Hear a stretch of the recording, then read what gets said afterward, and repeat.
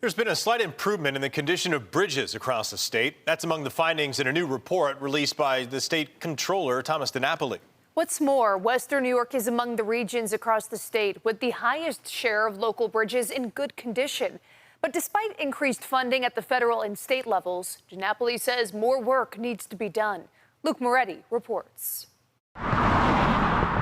There's wear and tear with the older bridges. Statewide, 10% of all local bridges were rated in poor condition as of last year, according to a report released by State Comptroller Thomas DiNapoli's office. Doesn't mean they're unsafe, but if you're in poor condition, you could be on the road to being unsafe and needing to have restrictions and or closures. So it really underscores the need for us to make sure we are identifying those bridges in greatest need of repair. The North Country, Finger Lakes, and Western New York regions have the highest share of local bridges rated in good condition, according to the Comptroller's report. Among the highest in good condition, among the lowest in poor condition. So actually, Western New York fared better than most other regions of the state. DiNapoli says as of last year, the total estimated cost for upkeep on all local bridges in the state is around $30 billion. The majority of those costs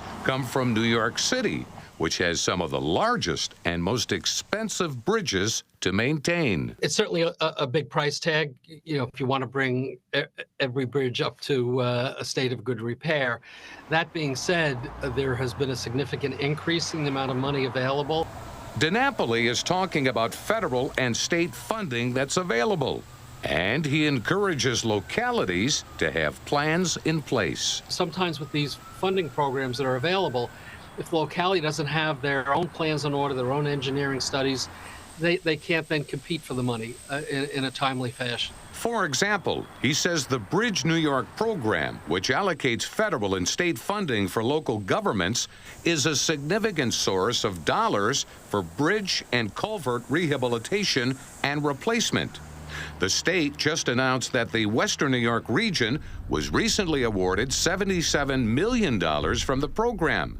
And Erie County is in line for a share of the money, around $22 million for 7 Erie County bridge projects. The last 2 awards in 22 and this year in 24 have been very successful for us. Several other municipalities in the county are also receiving funding.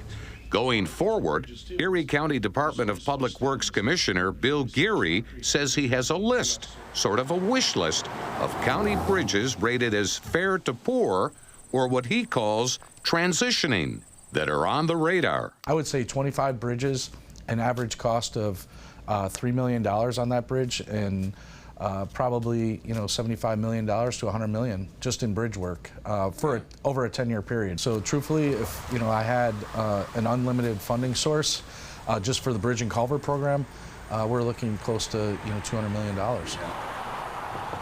Geary says a collaborative approach with federal and state funding partners makes a substantial difference for localities with limited infrastructure resources. There is a big process that has to be followed, but at the end of the day, we would never be able to keep our bridges without a program like that because we have so many in the county. The Bridge New York program. Yes, sir. The good news is more money is now available, but it underscores the importance of planning, setting your priorities, and knowing how to access that additional federal and state money that is available. The state comptroller's report points out that while keeping up with necessary bridge repairs requires a significant allocation of resources, not keeping up can be more expensive in the long run.